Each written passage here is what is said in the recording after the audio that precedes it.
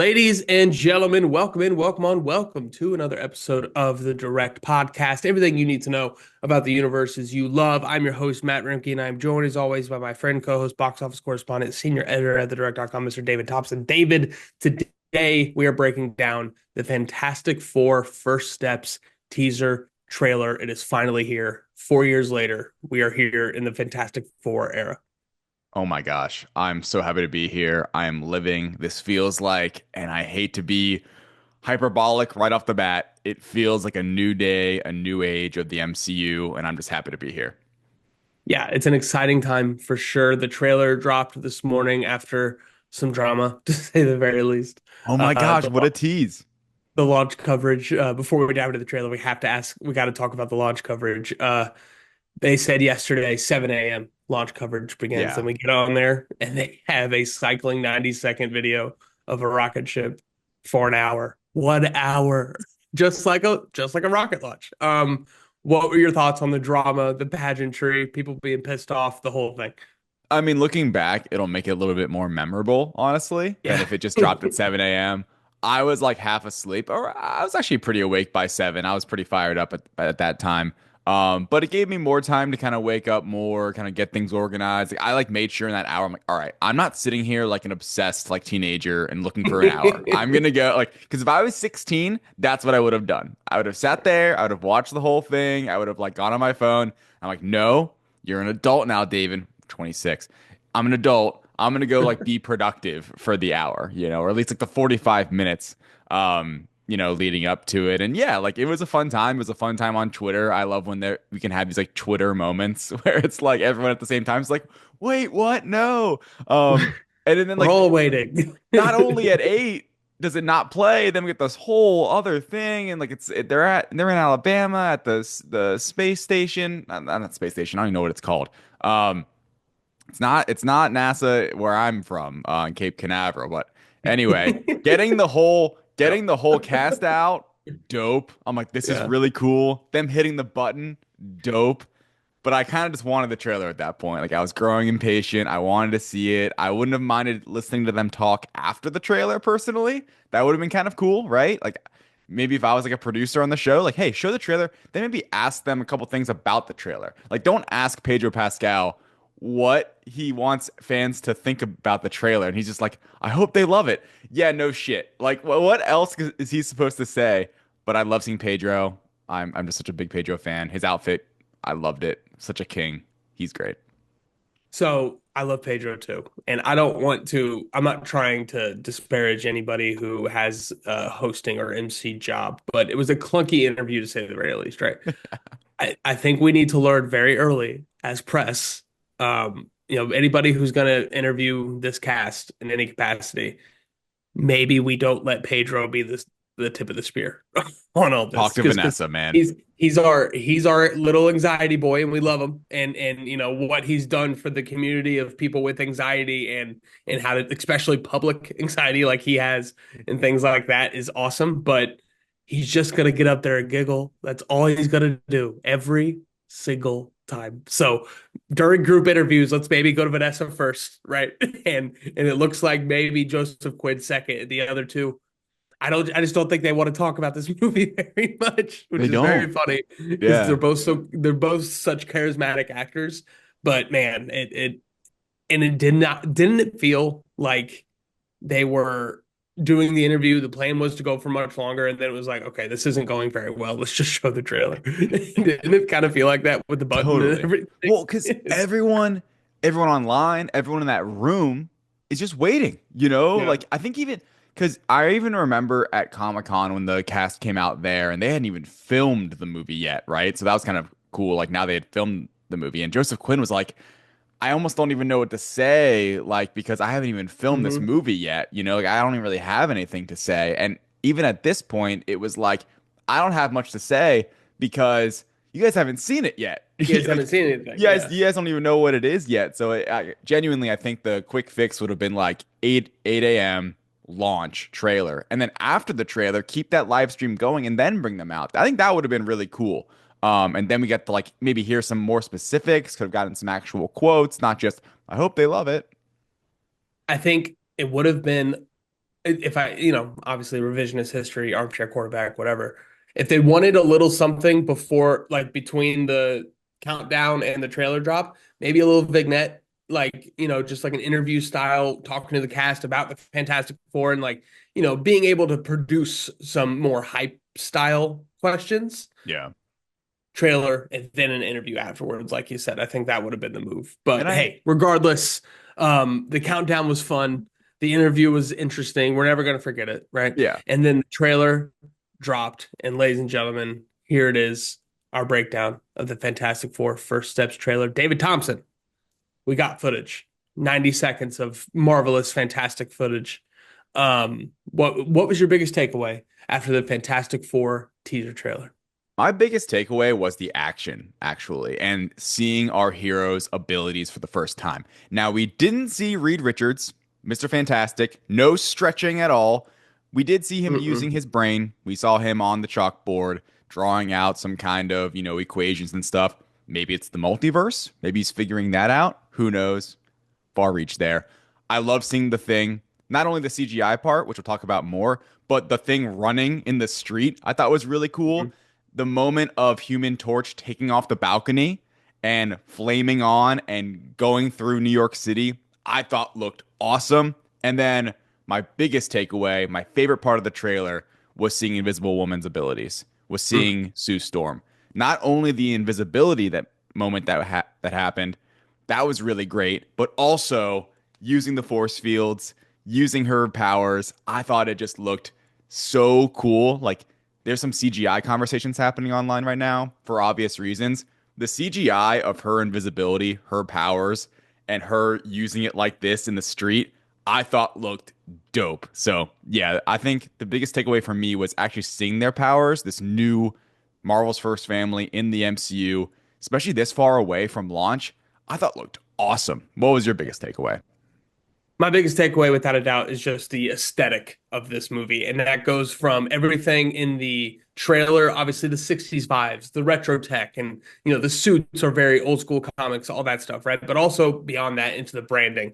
And even like the 60s style rocket launch that we got this morning, the logo packages, the posters, just everything about this feels so weird and interesting and new, but it also feels so connected and consistent and cohesive with whatever the hell the vision for this movie is. And that goes into the trailer as well with just the living room and the Jetsons of it all. And Yeah. and the way Pedro Pascal is talking, like every night we meet for 7 p.m. dinner. And it's just everything about it just feels so specific and intentional that this is going to be, I think, one of the most immersive MCU movies we've gotten, just because I feel like it's going to transport us into whatever the hell this is with this retro vibe. And in the way that it's extending into the marketing is just so satisfying to me. And I think it's so much fun to just watch Matt Shackman, the guy who did WandaVision, the guy who every single week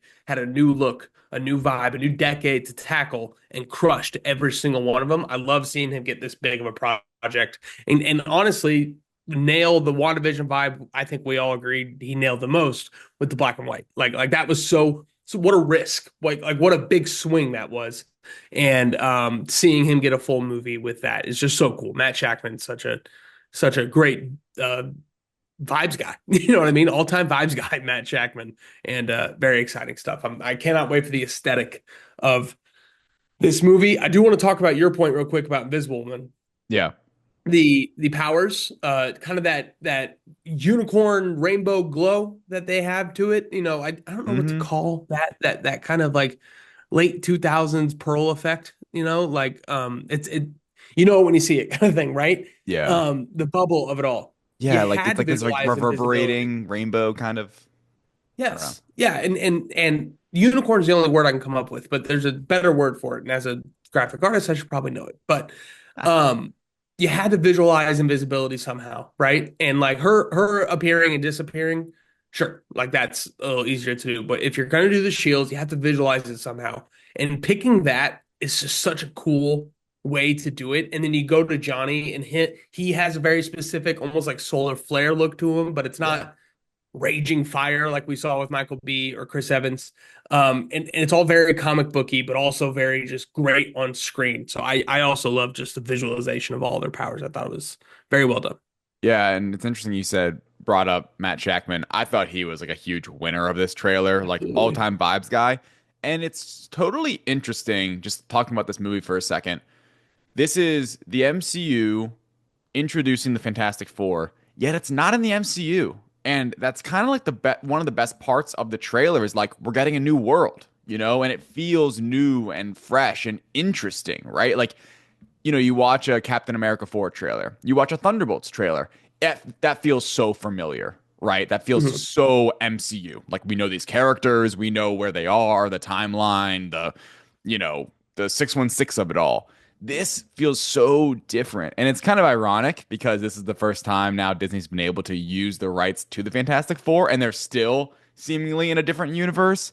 But the comfort of the 1960s vibe, and like you said, that weird, strange feeling you get watching it, it's so cool. The Jetsons of it all, you already brought it up. Like, I love that shit. I love the retro vibe. Like, I want to stay in this universe in many ways. And one thing we should discuss, The Thing. Evan Moss Bachrach makes his debut as Ben Grimm. Clearly, I don't know what you think of this. It feels like in the movie we will get flashbacks to the trip to the event of when they got their powers, but it's not going to be like the opening scene. It's not going to be told sequentially that way. That's at least the vibe I'm getting because we had that moment in this trailer where it basically did that, and Reed is talking to Sue, and they're basically like, Reed wasn't always a rock. You weren't always invisible. Johnny couldn't always, flame on or whatever he says. And it feels like that's how this movie's going to go in many ways, where they're already these celebrities, right? Like they're already the Fantastic Four. They've saved some stuff. They're known celebrities and people in the Baxter Building in New York City. So cool, very comic book, dope.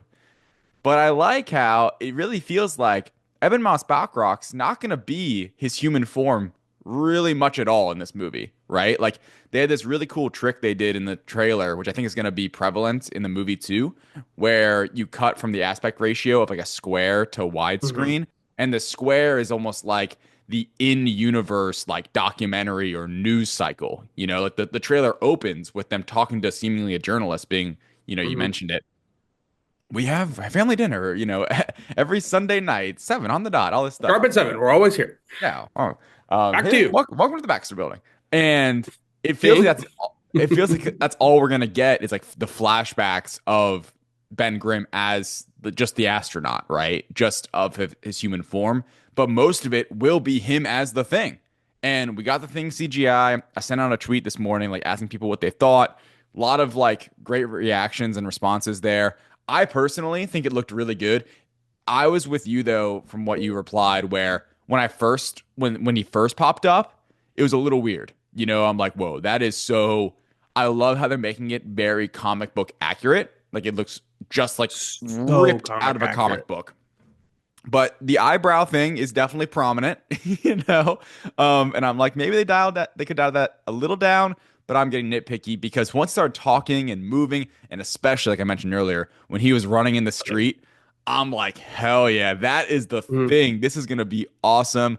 And Evan Moss Bachrach, at least like mocaption and voice acting wise, he had the most room to wiggle with that Herbie scene at the beginning of this trailer. And I thought he Mhm. sounded and looked great. I've always thought he was a fantastic, casting to begin with. Nailed it. Every time. Um, It's gonna be every time. and the whole cast looks great. Yeah. But I thought the thing, like kind of like my secondary like highlight, it was the thing. It was that, because he kind of is the riskiest element in a way to the Fantastic Four. Easy to mess up. Maybe hard to perfect. CGI character. I think especially this prominent of a CGI character that we Constantly haven't really got. CGI. Yeah, Yeah. that we haven't really gotten since Hulk and Avengers. Or I guess no, Ragnarok. It'd be Ragnarok. Yeah. Would be our most CGI character Or MCU movie at least. like Groot, Um, right? Rocket, that kind of a character. sure. No, yeah, no, you're right. It's they're so good I didn't even think about it. You know what I Yeah. mean? I was thinking Korg and Hulk, but like Groot and Rocket. Korg, The yeah. thing is about those types of characters. I just rewatched Guardians 2 nights ago, our first Rocket movie, and boy, has the CGI gotten better and better over those 10 years. For Rocket specifically, like he is miles more in universe than he was in 2014, even though he looked great then. Right. Um, but with Ben Grimm specifically, I think I approach it like kids in movies or kids in TV shows.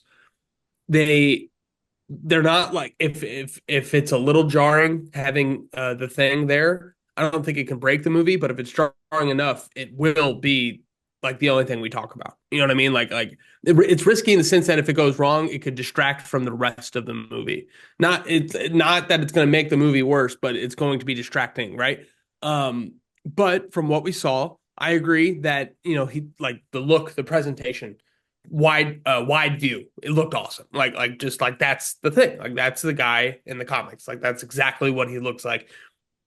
Completely different than other things we've gotten with Michael Chitlis or Alan Tudyk. Like completely different looking characters. Like it's Yeah. insane how not comic accurate they were after looking at this. You know what I Right. mean? But it's when he started talking is where just and what it is he doesn't have lips.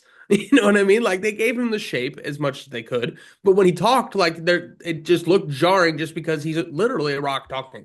They went so into it with Yeah. the thing CGI, and then you look around that scene a little bit. I love the scene, by the way. Like, hey, all right, this guy's good. All right, gonna add a little bit of garlic, not because it's not good, just because I want to give it a little. He's the characterization is perfect, like in just Yeah. the way he's talking and everything. Like, and that's one of the things you got to nail with Fantastic Four. It's when he clapped and then he snapped, you could hear like rocks, Right. like very intentional click clack of rocks banging together. Yeah. And like it was very specific to me both times I watched this trailer. So I think they're going to give a lot of attention to getting us used to the thing in universe as this movie goes along. I don't think it's going to take away, but I do think it's going to take some getting used to as we go. Another trailer maybe would even help that a lot. I love seeing But him, by the way, not only running in the kitchen, but him just like the hat on and the suit, and he's looking at oh the god, TV screen in the mirror. What a beautiful shot. the the Ninja Turtles scene, Ralph from the Yeah. Ninja Turtles movie. Right. Right. So I funny mean, we how got much that they scene look in, alike. yeah, OG Fantastic It's Four so too. funny. Yeah. Oh yeah. Yeah. Hey, that one was even funnier. That one was even better. Chitless kicked that movie's ass. It was awesome. Uh, I want to say though about like how much we're going to see Eben Mosbachra and how much we're going to see Ben Grimm, not the thing. The way I see it playing, and this goes kind of back to my whole marketing conversation, like the aesthetic of this movie is so immersive and everywhere. You know what I mean? It spreads throughout everything. Um, I can see this movie opening with like a full news report about the Fantastic Four, like a Yeah. full blown 1 by 1 aspect ratio with the ripped edges, like they had during the trailer. Like the movie gets 2 minutes of here are these characters.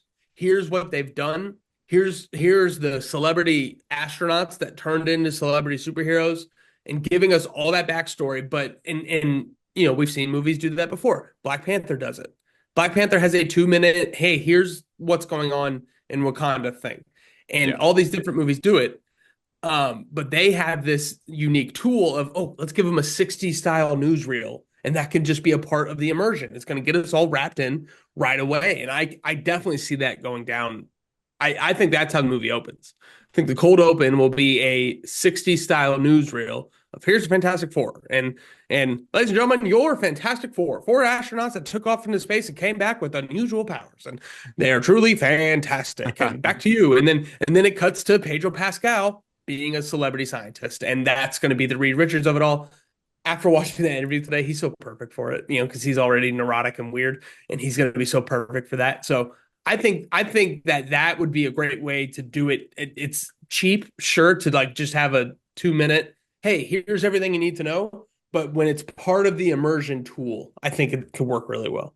Yeah, and what something else that's going to be interesting in this movie is, we kind of in the original Fantastic Four movie from five, right? Yes. We it was an origin story one, of course, because that was the era of origin stories for comic book movies. But two, it was also the origin for all their relationships. And what I like about this movie is we might get an origin of their powers, like we might see that through a newsreel or through flashbacks, but their relationships, I think we will not get an origin of. They are set. Like Reed and Sue are, I think, just full on married at the point of them going up into space. Like they Yeah. have been together. Um, and the whole dynamic between just all of them with Johnny and Ben, which we didn't get it all in the trailer, but with Reed and Johnny and Reed and Ben, like it's such a fun, great dynamic. Like, the Fantastic Four is so awesome because of the family dynamic, and they've gotten it right, I think, a couple times in those original movies, which I like. Rise of Silver Surfer is not very good, but the original one, I do enjoy watching that movie. And then in the Van Four Stick, obviously, complete disaster of an origin story, and just like who those characters are supposed to be. And I like how this is kind of awakening it a bit, where it's like this is where we make everything right, like this is where we start to make everything right again. Because that's how it kind of feels to me, because they are like, this is a cinematic franchise who their last attempt on the big screen was one of the biggest disasters in like modern Hollywood history, especially in the universes we love. In comic book movies, Van Forstick will always go down in infamy. It's a really bad movie. Really, really bad It movie. has no middle. I contend it has. The third act's terrible. The first act's good in my opinion. There is no second act, and the third act's terrible. It's Yeah, I don't understand it. I don't get it. really not good. I watched it on a plane last year, I think. Great plane But movie. I think they crushed this. The chemistry feels good, and that's Chemistry was awesome. 5 years we've been talking about this movie. Um, 5 years, like 3 years on this podcast, whatever. That's crazy though. Yeah, 5 years. That's the thing you have to nail is the chemistry in that, because everything else outside of that can drive the whole movie if you want Sue it and to. Reed especially, and they look great. Like they gave them time to play a little bit in the trailer. We got the bed scene. Like I think that's gonna be the heart and soul of the movie. I'm really excited to see how they kind of play off the celebrity superhero thing. Like, like what if it's not all it seems? You know what I mean? Like they're making such a big deal about these being beloved heroes. What does Reed actually think about it? What does Johnny actually think about it? Like I just can't wait to get these characters on screen talking about what's going on in this movie. I think it's just going to be such a something we're due, honestly, as comic book fans, like just to get this Fantastic Four talking about stuff. And you mentioned something about the universe as well, like the not MCU of it all, right? This is an alternate universe. Boy, do I hope it opens with a title card, universe, whatever, whatever, right? Earth blank blank Um, blank. yeah, universe blank, blank, blank. And 44444. yeah, right. But like, I think it's such an awesome opportunity for the MCU to play off the alternate universe thing by giving us stuff that we know from the MCU with a twist. And there's a handful of things in the trailer that kind of show that. Have you seen the Beatles thing? Yeah, The stage that they are presented on at the very final shot of the trailer, the hero shot of the team, is the same stage that the Beatles debuted on the Epic Band show and back in the 60s. Like they're this the is the Beatles stars. moment Yeah, for this universe. The Beatles moment isn't a band from England. It's the Fantastic Four. Like that, right. and that's like their twist on that. And I just think it's going to be so cool to find all those little things.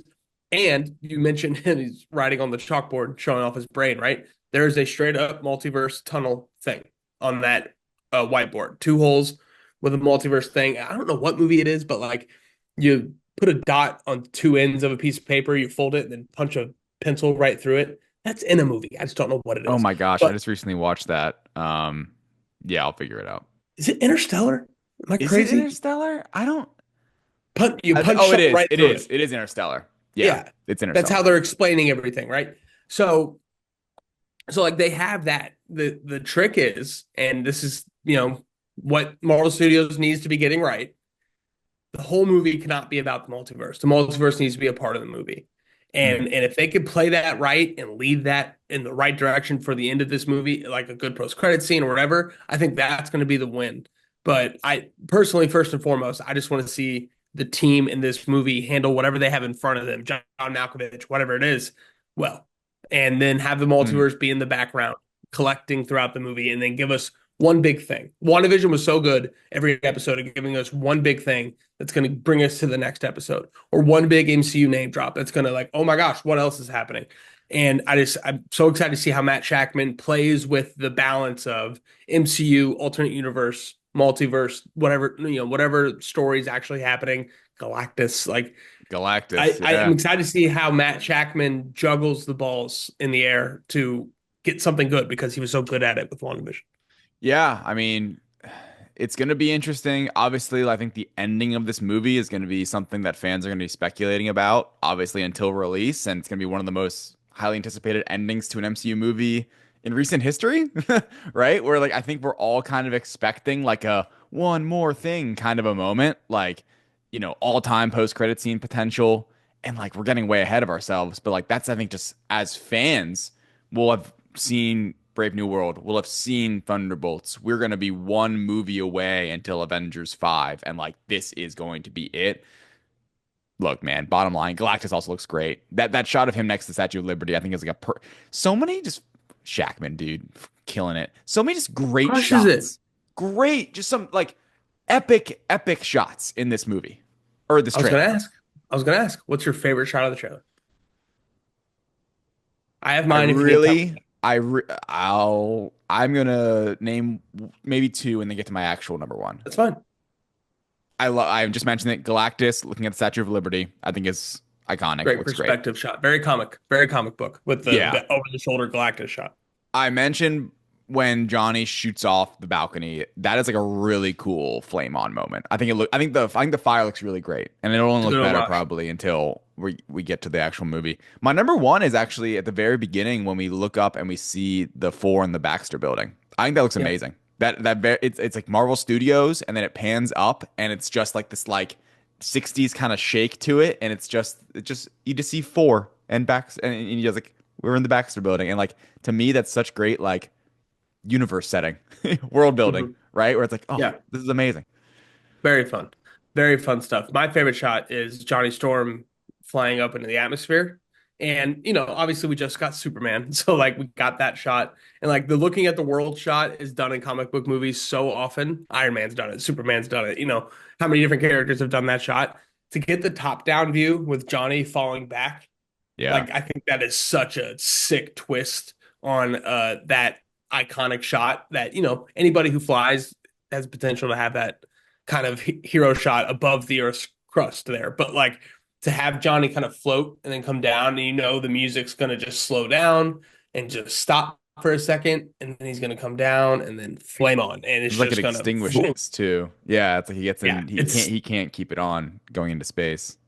I think there's going to be some great cinematography throughout this whole thing, and this trailer showed off a lot of it. The only last thing I have on this trailer, and really, like I said, the brand kit for Fantastic Four, the Future Foundation color scheme, how it has the Fantastic Blue, white, orange, and red to represent Reed, Invisible Woman, Johnny, and the Thing. I Yeah. think that is just the coolest decision. Whatever graphic designer made that decision to have those four colors kind of be the color palette for the Fantastic Four to represent those four characters in those little stripes, coolest fucking thing in the world. I love it Yeah. so much, and nothing makes me more satisfied than stuff like that. And it was just so sick.